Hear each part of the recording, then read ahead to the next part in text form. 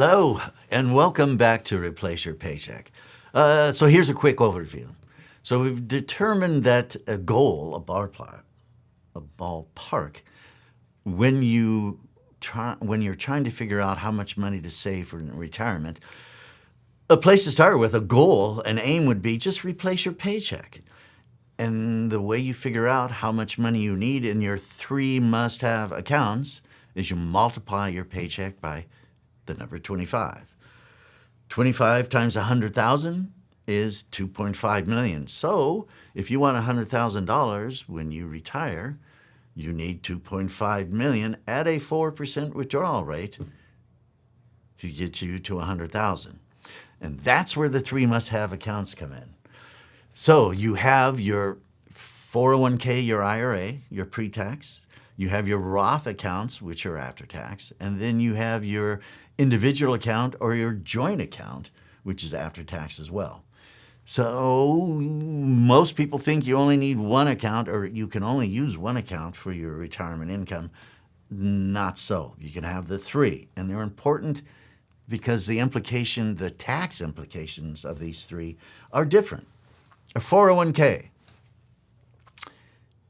it could be difficult to get to 2.5 million by contributing only to your 401k or your IRA because of the contribution limits. So that is where your individual or your joint account comes in. And it's tough to get to 2.5 million in your Roth because of the contribution limits. Again, that's where your personal investment account or your joint account comes into play.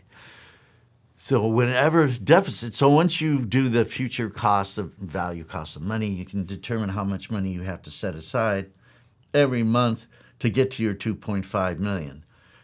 Now, when you start withdrawing that money is where the 3 accounts, this is where the tax planning comes into play. The pre-tax accounts, your 401k and your IRAs, are fully taxed when you retire. They're taxed as if you were working. They are taxed at ordinary income. And also, the problem I have with the 401k and the IRA is when you retire, you have certain other tripwires, tax tripwires it's called the provisional income tax. And that calculation by the IRS determines how much of your Social Security is taxed. Is it 0? Is it 50% or 85%? It also determines how much of your Medicare premium is paid. Actually, Medicare has its own tripwires. So the more money you make, the higher your premium, the higher your taxes, right, to pay for your Medicare. So we want to somehow figure out how to get, your capital gains is another one. The higher your income, the higher your capital gains tax. So there's one income that isn't part of the provisional income tax calculation, and that's Roth income. So if we can get all of your income out of your 401ks and your IRAs into a Roth so that your income at retirement is Social Security and Roth income, you may not have to pay any taxes at all.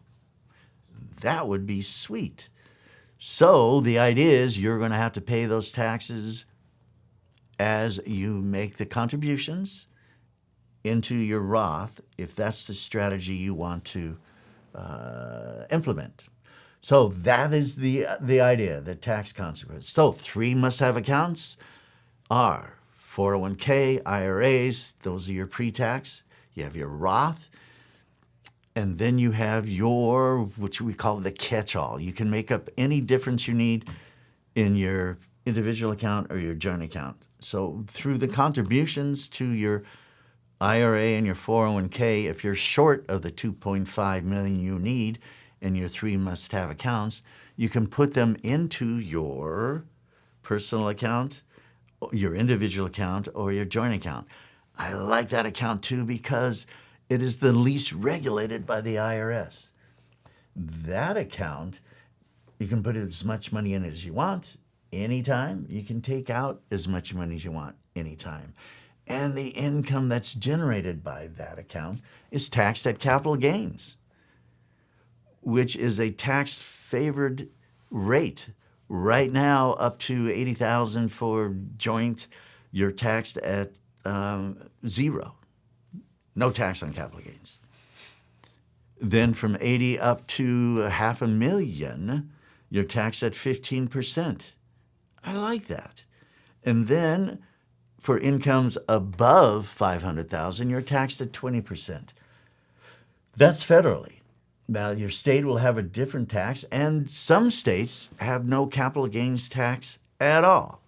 I like that. So that's why we want to get as much money as we can into your Roth and into your individual and joint accounts for tax planning purposes. The goal is to, 1, replace your paycheck, and 2, do it in the best, most tax-efficient way possible so that when you retire, all your income goes to those things that you want to do and not taxes. So until next time, thanks for tuning in. We'll see you soon. And ta-ta.